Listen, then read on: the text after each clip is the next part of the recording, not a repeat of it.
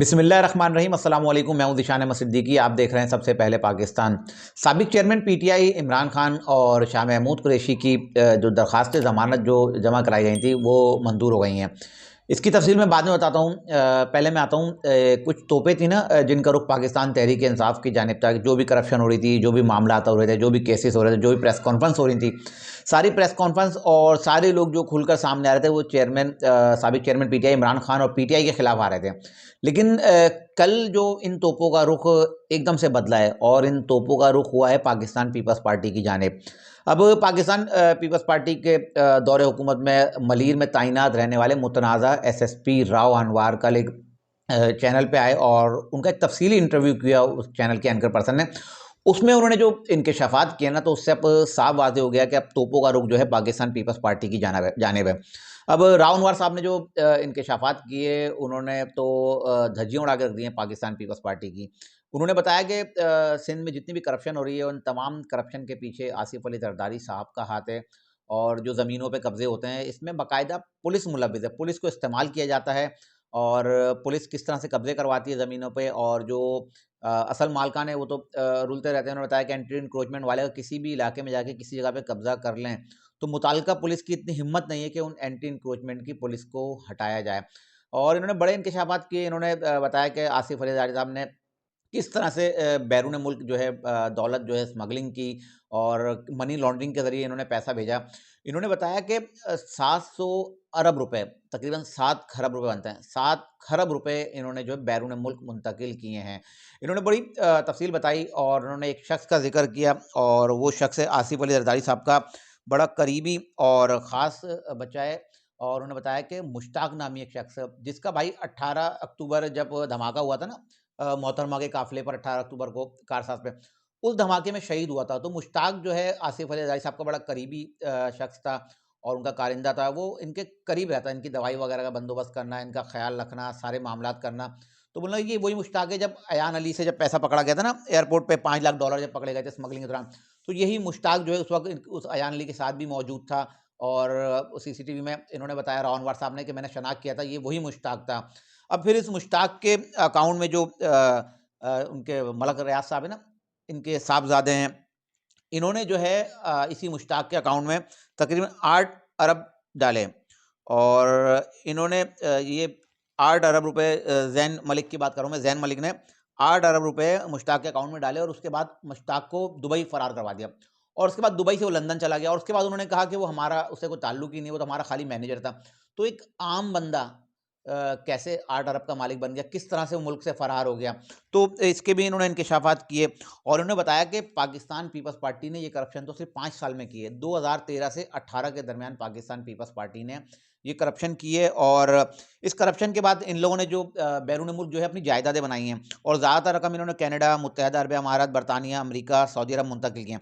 और अब इन्होंने चाइना का जिक्र भी किया कि शायद चाइना में भी अब ये रकम जो है ये लोग जो है इस्तेमाल करेंगे। और इन्होंने तमाम चीज़ों को जो जिम्मेदार है ना, उन्होंने वो आसिफ अली जरदारी साहब को जो है करार दिया है। और उन्होंने कहा आसिफ जरदारी मास्टर माइंड है और सारे मामलात और जितनी भी चीज़ें हो रही सब आसिफ अली जरदारी साहब करते थे। और इनके खास लोगों में डॉक्टर आसिम मुजफ्फर टप्पी, यूनुस मेमन कुदवाई वगैरह जो है ये, और दीगर लोग जो इसमें जो है शामिल थे। उन्होंने बताया कि मुजफ्फर टप्पी जो है वज़ीर आला हाउस में बैठकर जो है तमाम डीलें करता था और तमाम चीज़ें फाइनल करता था। अब ये एक नया पिंडोरा बॉक्स खुला है पाकिस्तान पीपल्स पार्टी के खिलाफ। करी तो बहुत सारी बातें हैं, लेकिन जो सबसे अहम बात जो मुझे समझ में आई है वो 700 अरब रुपए की है कि किस तरह से एक दिवालिया मुल्क और माशी तौर पर हम परेशान हैं, और 700 अरब रुपए पाकिस्तान से गैर कानूनी तरीके से ले जाना यकीनन एक कौमी ख़जाने को एक बड़ा नुकसान पहुंचा है। लेकिन दूसरी तरफ अगर मैं राव अनवार साहब से मेरा सवाल है, उनसे मैं पूछूं कि आप भी तो इन्हीं के दौरे हुकूमत में एसएसपी मलिर रहे, और जब बहरिया टाउन बना या दीगर जो सोसाइटीज़ जिनकी आप बात करें, ये सब आपकी तैनाती के दौरान हुआ था, आपको सब पता था। और अब आपका ज़मीर अब जागा है, चलें अच्छी बात है, जाग गया आपका ज़मीर। लेकिन एकदम अब क्यों जागा? क्योंकि आप तो बड़े करीबी साथी समझे जाते थे आसिफ अली जरदारी साहब के।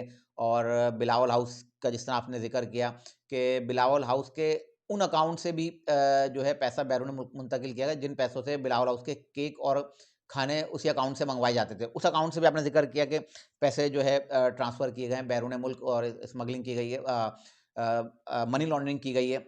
तो अब तो आप भी इसके जवाब दें कि आप जब एसएसपी तैनात थे और अगर आपके दौर में सब चीज़ हो रही तो आपने उस वक्त क्यों इंकशाफात नहीं किए? आप तो बड़े पावरफुल एसएसपी समझे जाते थे, तो आपने उस वक़्त ये बातें क्यों नहीं बताई? उस वक़्त शायद आपको मराठें मिल रही थी या आपको सीट मिली हुई थी या इसलिए आप ये सब नहीं बता रहे? असूलन तो अगर आपको तब हम सच समझते या पाकिस्तान की अवाम या सिंध की अवाम कि आप उसी वक़्त रिज़ाइन कर देते। आप उसी वक़्त रिज़ाइन करते और आपके खिलाफ उस वक़्त एक नौजवान के कत्ल का महसूद था ना, वो क्या नाम था उसका महसूद, उसके कत्ल का भी आपके पर एक इल्ज़ाम था। नकीबुल्ला महसूद का कत्ल का इल्ज़ाम भी आप पर था।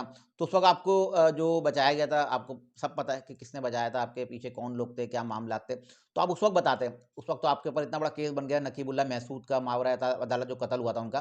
तो तब तो आपने ये बातें नहीं बताई। अब आप एकदम ये चीज़ें लेके आए हैं तो इससे तो यही लगता है कि अब तोपों का रुख जो है पाकिस्तान पीपल्स पार्टी की जानिब हो गया है। दूसरी तरफ अगर मैं एक बात और करूँ पाकिस्तान पीपल्स पार्टी की दौरे हुकूमत में या इसमें कुछ करप्ट लोग आए हैं। अगर हम बात करें कराची में औरंगी में एक डकैती का वाक़या हुआ था। उसमें एक हाज़िर सर्विस डीएसपी मुलव्विस था जिसकी सीसीटीवी फुटेज आई है और इस डीएसपी का जो करीबी ताल्लुक बताया जाता है वो वज़ीर आला साबिक वज़ीर आला मुराद अली शाह का जो है करीबी साथी इसको बताया उमैर बाजारी इसका नाम है डीएसपी का। इसने तकरीबन 2 करोड़ रुपए की डकैती की है और 100 तोला सोना लूटा है। ये केस भी चल रहा है और जब उसको जब अदालत में पेश किया था ना उसको बड़े प्रोटोकॉल में पेश किया था। इस केस के जो मुद्दई हैं शाकिर साहब उनके एक वीडियो बयान देख रहा था।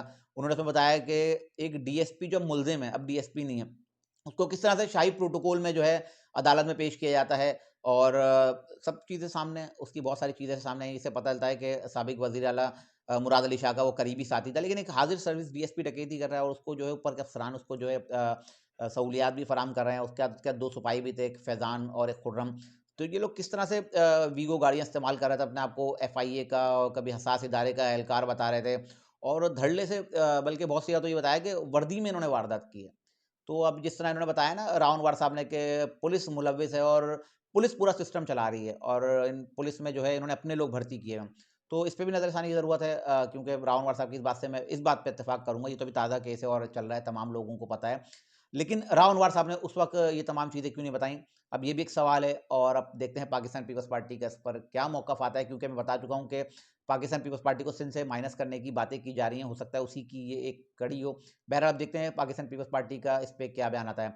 इसके अलावा मैंने बताया कि साबिक चेयरमैन पीटीआई इमरान खान और शाह महमूद कुरैशी की जो दरख़्वास्त ज़मानत इस्लामाबाद में जो तोड़-फोड़ के जलाओ-घिराव के वाक़यात हुए ना, उसमें जो है इनके खिलाफ़ 3 एफआईआर थी इमरान खान साहब के खिलाफ़ उनकी 3 केसेस में जो ज़मानत जो है मंज़ूर कर ली है। इसके अलावा शाह महमूद कुरैशी की 2 केसेस में जो है ज़मानत मंज़ूर की है। अब ये पाकिस्तान तहरीक-ए-इंसाफ की जो साबिक चेयरमैन इमरान खान की जो दरख़्वास्त ज़मानत जो है जज अबुल हसना ज़ुल्करनैन की अदालत में जो है इन्होंने जो दायर की थी और इन्होंने इमरान खान की 3 और शाह महमूद कुरैशी की 2 केसेस में दरख़्वास्त ज़मानत को मंज़ूर कर लिया है। ये थी आज की कुछ खबरें जिसके साथ मैं हाज़िर हुआ था। इंशाअल्लाह मज़ीद खबरों और नए तज्ज़िये के साथ फिर हाज़िर होऊँगा। तब तक के लिए इजाज़त दीजिए। अल्लाह हाफ़िज़।